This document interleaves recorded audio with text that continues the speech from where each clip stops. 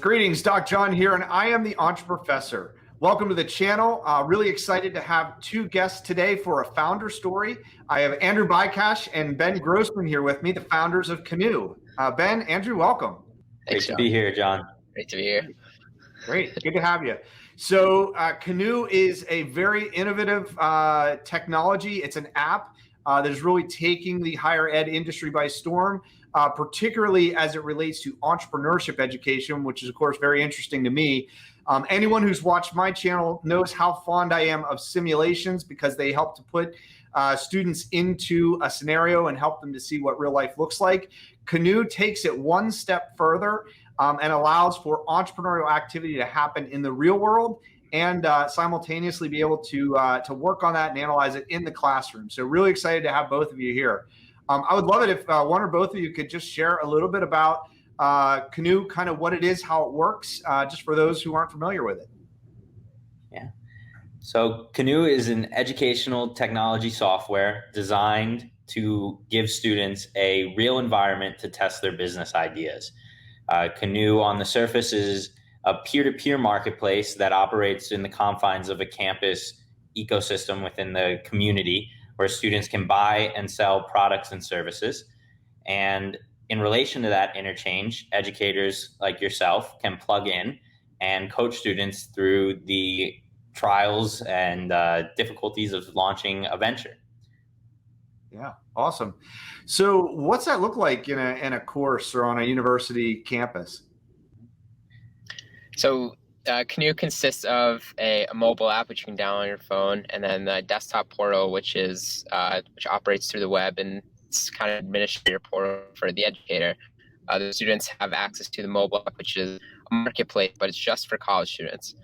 You need your student email to sign up, but it's essentially like any other marketplace app, just in the way that you're building out your own business rather than just doing a one-off thing, and you're having a real educational journey and experience. So I'm sure a lot of folks watching this video would love to see a quick demo of Canoe and see what it looks like. And I know you'd love to show everyone. So why don't you just give us an example, kind of walk us through just so everyone can get a blink at it. Canoe is a safe, campus-centered marketplace, accessible through a mobile app where college students are empowered to launch their own business. The university campus turns into a safe place for students to trade goods and services with each other. In this microeconomy, students can turn their talents into ventures, all while relying on the support of each other and the university's entrepreneurship arm. That's excellent. So, I mean, kind of walk me through a scenario. Let's say a student decides they want to do an online, like kind of an e-commerce business, upcycling shoes or something like that. Like, how would they approach it? And what would that look like? Let's walk you through the business creation process on mobile. Let's launch a service. We will need to identify the type of service, add a description, add a photo, set a location, add applicable details, set our prices, add additional photos, add our payment details, add frequently asked questions, set some rules, and then we will finally be able to publish. That's excellent. And so, and as I know you've described to me that it's confined to the campus, right? It's you create some kind of a pond to swim in, so to speak, as far as that goes. How does that work? Yeah, so we also, another term we like to use is a sandbox, a walled garden, similar to the way that it's protected. It's a protected environment, but you can do whatever you want within the classroom and build out any business that you desire. And that's kind of the idea of it, so that like students can really grow their business to unlimited levels while being in this garden or box. Yeah, that's great. That's great. And so how does it work in the classroom? Like how does it often tie into assignments, or are there points scoring? Is there a leaderboard? Tell me a little bit about that, the gamification there. We connected the process of creating a business to a powerful dashboard that allows educators to follow their students' progress in real time and integrate Canoe into their courses. With Canoe, entrepreneurship educators can go beyond teaching entrepreneurship and let their students actually experience it. Well, good. Well, I think that gives us a little bit of a flavor of what the app does and the business, but really interested to hear the story for the two of you. What is it that initially sparked you into this idea of creating this business, and tell us a little bit about your journey. Well, so we both came into school. We both just recently graduated from the University of Rhode Island. We met as freshmen at this the URI Leadership Institute. We were in the same group, and we both realized that we both have a passion for leadership, of course, and a passion for having a vision and changing the world in whatever way that may be. And ironically, we both had an interest in business. We were both business majors, entrepreneurship, and that first semester, we were just thinking every day about something that we could do, a business we could launch on campus, and a way to really leave our legacy. And that really started the journey, right? It completely set us on a path of interviewing our peers, trying to figure out what the community pain points were, all the while Andrew and I going back and forth, just bouncing ideas off each other. I love that. It sounds like I hear, ideation going on. It sounds like customer discovery. It's, testing things out and, kind of build, measure, learn type things. I think it's kind of interesting. It sounds like you were kind of doing what the app does. And then it was almost like there was like a moment where it became something bigger than just the business idea, but a way to facilitate business ideas. How did that come about? Through failure. Honestly. By the time that we came to what we identified as the problem in our community, after our 100-some interviews that we conducted amongst our peers and found the common theme being that most students were looking for ways to supplement their income, additional ways to earn while in college, ways to discover opportunities, whether that be within the community or within the alumni networks or even the outside community, and then an innate desire to just connect, just a way to really connect with people more so than social media was currently enabling them to. They really were craving face-to-face interactions and building strong bonds. So we isolated our three takeaways as earn, discover, and connect. And that was what we tried to shape product around. How can we help these students earn, discover, and connect became the problem statement. And through a lot of ideation, research, competitor analysis, Andrew and I were able to come up with the idea that a marketplace with a little bit of a different mission could empower students to achieve these three goals. And from there, it's just been snowballing. Nice. That's excellent. So what would you say, I'm sure you've heard of like the jobs to be done framework and just that, kind of what does it accomplish? What are some of the jobs that you feel like you've addressed with the platform so far? That's a good question. We definitely found one that we never envisioned, and that is the job that can be solved for a professor. We never envisioned this empowering an educator to, assess, evaluate, and push their students into a safe testing ground, taking it past that simulation. That was a job we never sought to solve, but in doing so has only reinforced our goal from the start, which is to empower the student. So we've really made a great partner with educators to carry out that vision. And to take it even a step further, particularly for the students, we've shown them that they can start something. I can't tell you we've shown every student that they can succeed. We've definitely showed a lot of students just how hard it really is to build a business and fit it within your life.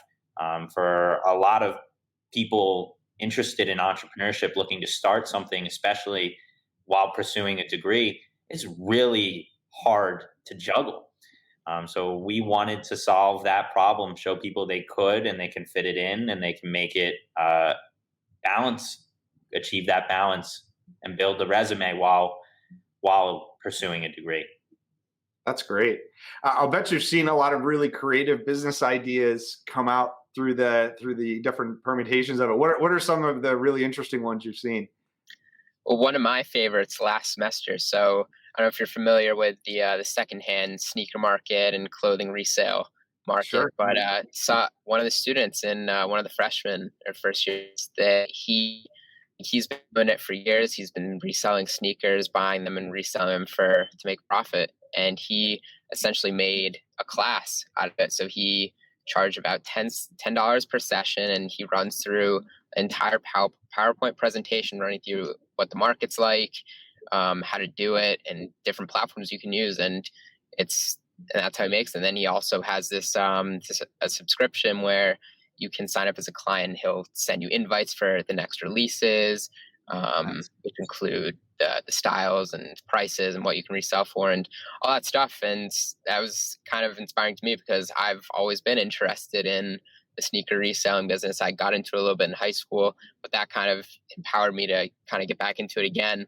And now I kind of know what I'm doing. So it's things like that flood the platform. Yeah, that's great. That's great. So going back to just, you mentioned the job to be done, just kind of, you made this leap to taking those, student ideas for businesses, but then connecting it into higher ed, and even just in the classroom setting. What was maybe an experience or a spark that kind of helped you make that leap? Have to give the credit to Nancy Forster Holt there. Andrew and I were on a mission to find out how can this platform be used. We weren't having great success with it just getting a mass adoption from the consumer and provider demographics on campus. And when we approached Dr. Forster Holt with our platform, she saw a connection that we could never, and that is that she was already taking students in her entrepreneurship Business 149 class through a business development journey and looking for a product that could make it more real, make it more engaging, take it a step further. And that's where we said, here it is. And we began experimenting and seeing how it could enhance her class. Yeah, that's excellent. So, I mean, it sounds like you're certainly very familiar with a lot of the kind of tools and frameworks, business model canvas, lean canvas, those kinds of things. If you were to give the kind of 60-second rundown of what the kind of the framework, the canvas would be for Canoe, what will be some of the things you'd highlight? Cool. Well, that's something we're definitely thinking about implementing in a future version. But I think boiling it down to, and this is based on just how we've seen a lot of the students go through the process, boiling it down to identifying a real problem, being able to then see that problem and come up with a feasible solution that fits within your schedule. I mean, a lot of business model canvases and going through that process, in my experience, you can have the greatest idea ever, but if you don't have the ability to carry it out, it's nothing. You can't do anything with it. It's all stuck in the theoretical. So with Canoe, we've been encouraging our students to think about what could fit within their day-to-day in an hour break or a venture that they could run while they sleep. And then taking that and crafting a value proposition that fits the mold of our platform and is clear to the consumers that flood it, and making it really easy for them to create brand loyalty, making it really easy for them to carry out high quality services or delivering products at efficient and affordable rates. So when we built out our mobile app, we wanted to also help the entrepreneur, the student entrepreneur, be able to focus on their brand and product. So we wanted to take care of what steps we could, like the booking and messaging and the order tracking and the service tracking and all the tiny details that if anyone wanted to develop on their own, could cost a ton of money. So Sure. we wanted to make it easy for them. Yeah, that's great. So what about your business model, and how do you think it's evolved over time as you've kind of moved ahead in the business? Well, I think we've kind of shared that it's been very organic. As you can see, we started out with this very wholesome approach, just trying to figure out what the problem was, and it just snowballed. Finding a partner within academia and realizing that our software, through some more customer discovery, could really revolutionize or enhance theoretical pedagogy within entrepreneurial academia, and take it a step further. So our business model now is to keep learning, to keep an open mind and see where this thing can go by making the product as good as it can be for all the users that access it. Yeah, that's great. Andrew, sounded like you had some things to say there as well. You want to chime in too? I was going to say something very similar about the organic growth, and it just can't predict the future. It kind of just things kind of like one thing led to another, and we're an educational tool. We start off as just a marketplace. So yeah, it's been a great journey figuring this stuff out. That's great. So one thing I know, a lot of comments I get and a lot of queries I get from students and so forth is around just getting a business started through bootstrapping, getting funding, finding capital. Be interested to hear your journey, your experiences as far as just supporting your startup and growth. Yeah. So we designed Canoe ourselves through resources that were free and available. Andrew and I were able to sketch out our vision for it. We were able to put in a lot of hours on the business plan and really feel confident in it. We were able to leverage some of the resources at our university to just start making it real, talking about it and getting feedback. And by the time that we felt confident in our understanding of what we wanted to build, that's when we started to seek some estimates on development. Neither Andrew and I have a technical background, which is not detrimental to a startup team, but it's definitely beneficial if one of us knew how to code. We've picked up quite a bit along the way, but still nowhere near what you need to develop a product of this nature. And we surveyed a ton of different software development firms, and we were able to get together a comprehensive breakdown of what's out there and what's it's going to cost, and realistically what we're getting ourselves into with this venture. Once we were able to kind of create that, and we were able to explain how we envisioned our monetization strategy and our revenue projections, we were able to get some pre-seed funding through friends and family, some connections that we had already established through just us putting it out there, and it gave us the startup funds we needed to develop our first iteration. That's great. Well, and I love I think a lot of times there's a sense that if you want to create a software product or platform or anything like that, you have to be a coder, you have to have someone highly technical. It's pretty interesting that you were able to do that, at least initially, without that. You mind sharing just some of the tools or some of the resources you use to be able to do that? So where we put together the core of our designs, we've used a website called Envision. We've also used a site called Figma that's helped us design the website and different screens within the app. But I remember, do you remember what that very first app was, Ben? I still play with it all the time. I love this app, and it gets zero clout.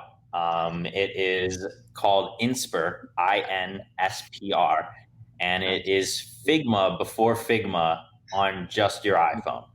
And it wasn't collaborative like Figma, but it enabled me to just start sketching UX. One by one, we built out, a full app just on our iPod, on our phones, and it was my first experience really taking my background in graphic design and applying it to product development. Yeah, that's excellent. Yeah, that user experience, being able to kind of figure out the flow and the kind of the basic screens, wireframe. That sounds like a pretty good set of tools. That's one thing in my classes. We always talk about what are the free tools that are out there, or low cost tools that are in no code or low code. And, even as in the development stage, you pointed out some great examples there of tools that can be used to come up with the idea of an app, even if you don't have the skills to code it out yourself. So that's excellent. Some really great examples there of just that bootstrapping. Yeah, go ahead. You can prototype an app without any code. So to anyone who thinks you need to build an app with a background in that, you just have to have a vision. You have to accept that your idea of what works may not work. And the best way to get feedback is through a working prototype, through some A/B testing. And you can do that all on sweat equity. You don't have to pay anyone to do that. That's excellent. Great. So this is really interesting. It really looks like a great way to create an experiential learning opportunity. And, as we said, even, students have the opportunity to make some money on this as a part of a side hustle, which is awesome. So I guess a couple questions I'd like to ask before we wrap up. First would be, if someone like me in higher ed is thinking of creating a course with experiential learning around entrepreneurship and would like to use this, or what's the best way for them to get in touch with you or to find out more about Canoe? Yeah, so anyone who's interested can go to our website. It's canoe.us, and you input your email, and you can go through our built-in Calendly flow where you can select a time where you can set up a demo with us, and we can walk you through the product, answer any questions, and kind of chart out a plan for your class and the semester and how you'd like to use it, or how any professor would like to use it. Awesome. Andrew and I definitely put a lot of focus on working with the professor so that their learning objectives can be achieved and integrated within the software effortlessly. Excellent. That's great. Well, as a wrap-up question, for anyone viewing this that is an entrepreneur, is inspiring to be an entrepreneur and kind of coming up to try to do some of the things that you're doing, what's some advice that you would give them as they're getting started? I would say get a partner. Two heads are better than one. You don't know everything. You're going to fail. If you do everything right, something's wrong. Yeah, I'd say that's number one across the board. Entrepreneurship is a team sport. I love it. Yeah. Yeah. Having a teammate is always beneficial. I think having confidence in yourself is easier said than done, but putting yourself out there is the first step to achieving it, and taking that time and challenging yourself. Because if we can, you can. And we like to say, what can you do? And so that's a part of our mission with Canoe, to show students that you can do it. Start small, and it'll come. That's excellent. Well, thank you both so much for being on the channel. I really appreciate your time and just hearing your story. This is great. Thanks, John, for having us. Yeah, thanks, man. Thanks, Andrew. And for everyone that's watching, thanks for joining. And as I always like to say, keep going.